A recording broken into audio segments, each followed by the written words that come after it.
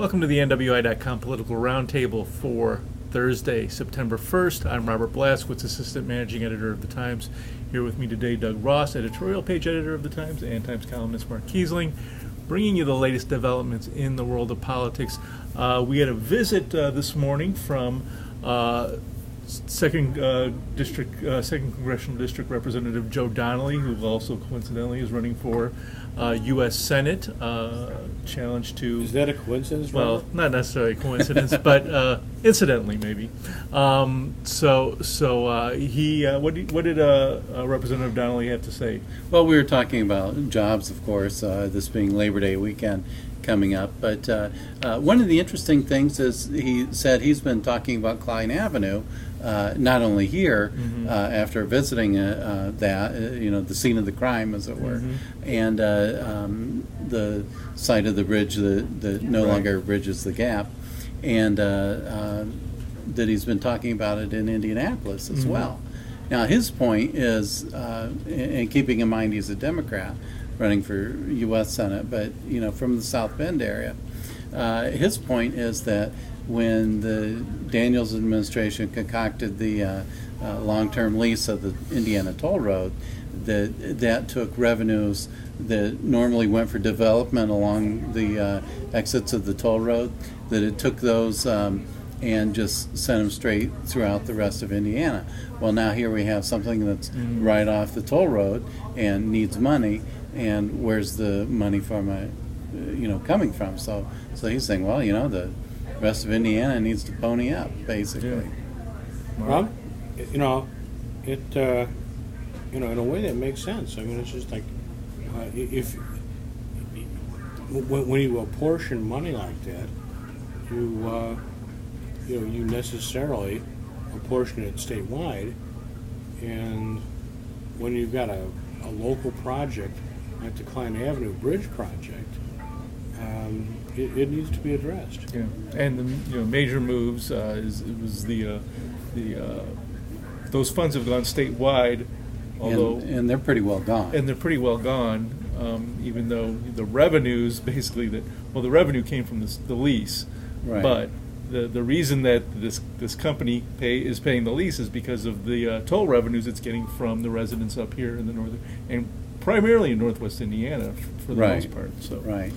And the detour takes you through some areas that first of all, if you can wind your way through there, you're doing well, because you can't look at a map and drive at the same time. So if you're not familiar with the area, good luck. Avenue detour? The detour, exactly. Yeah, and those of us who grew up here are pretty familiar with Dickey and Riley roads. So right, and there's a serious crime problem in part of that route too. So that's something that drivers have to keep in mind as they're traveling that. Which part of the routes are serious crime problems? Well, take a look at the signs, and where you see the bullet holes in them, you got a pretty good clue that's... You can drive through rural Porter County, and every deer crossing sign's got buckshot through it. Well, I guess it's a question of whether the signs are the only, and the deer are the only things being shot at. But well, speaking of shooting, we had nice. That's segue. our segue. Exactly. Nice segue. Sure. We've had a lawsuit filed against the city of Hammond over its gun ordinance.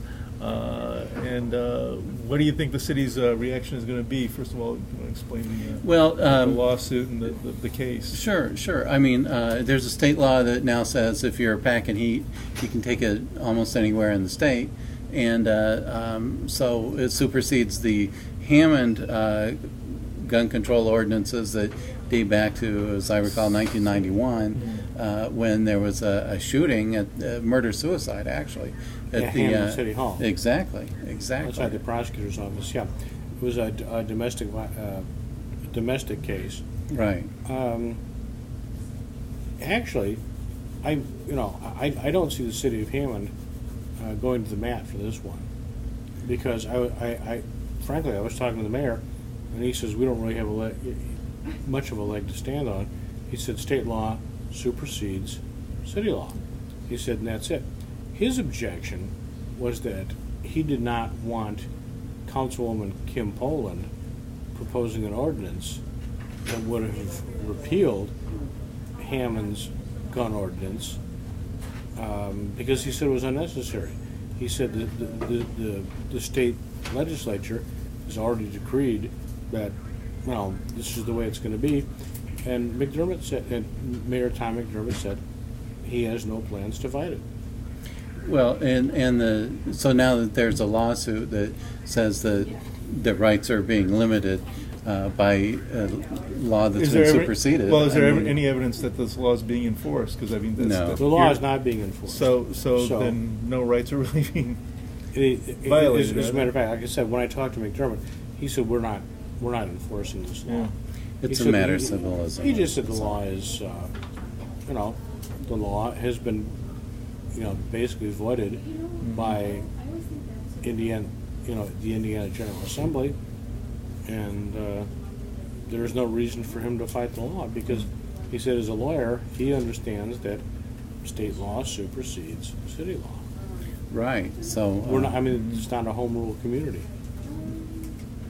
Yeah.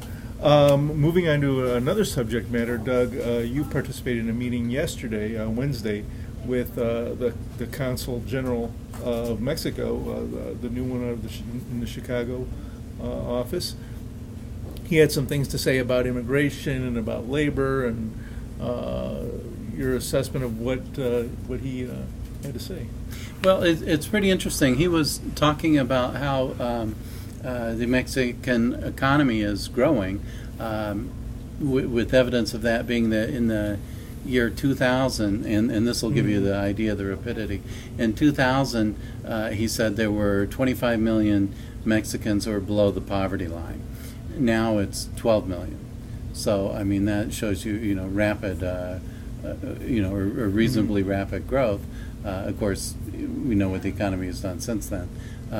But he's making the case that we need immigration reform between the two countries because he's looking at the year 2050 when a Goldman Sachs report says that Mexico will need to import foreign labor by then because of the rate of growth of the economy and so forth. So he's looking at wanting to basically bring some of the entrepreneurs home to Mexico who have fled to the U.S. for better economic opportunities. So we may actually see a reverse flow. So yeah, if the unemployment exactly. rate relates Right. the way it is, there might be jobs in Mexico. Historically, since the beginning of the last century, Mexicans have come to America to work in the steel mills. That's where Right. that's where our Mexican community grew up. That's why we have so many Mexicans who live in East Chicago and Right. because they came to work in the mills. It's been two or three generations. Yeah. Now you may see a reverse trend, and by the time I'm 94, I'll be able to get a job in Mexico. Well, there you go. I don't know if they'll have a steel mill job for you. Or, it is interesting though that we've seen Probably be a security guard. the economic the impact of the economy on immigration is profound. We've seen in recent years as the U.S. economy has slowed and the availability of jobs has dwindled. We have seen illegal immigration decrease drastically because of that very reason. Well, the Mexican people don't want to come up here and wash dishes for $2.25 an hour anymore, and they've got jobs in their own home country that can provide them a better living without having to A, travel, and B, take a cut in pay. Or C, Americans are more willing to do jobs that pay less because they're that desperate. Americans are more willing to do jobs that pay less. So it'll be interesting to see how all of this shakes out over time. But he's making the case that you wouldn't have the problem with illegal immigration if the quotas were liberalized, so that there was an easy legal path. A legitimate route for people that did want to work here legally to do that. Right. So you relax the quotas, you use the, and this is not him saying this, but you relax the quotas, you implement E-Verify so that employers can look up a social security number through this government service, find out whether the person is a legal, is here legally as a citizen or a visitor, and problem solved. Well, and some of these sound like good ideas, but go back to the battle over the DREAM Act, which had a lot of legitimate arguments in favor of it, including economic, that it would you'd allow people who contribute to this economy to become citizens. There was nonetheless a lot of opposition, particularly from Republicans, on this. Can you get political cooperation in the current environment on these kinds of issues? It seems like it's real difficult. I think it will be, and I think it's a long-range thing that's going to happen.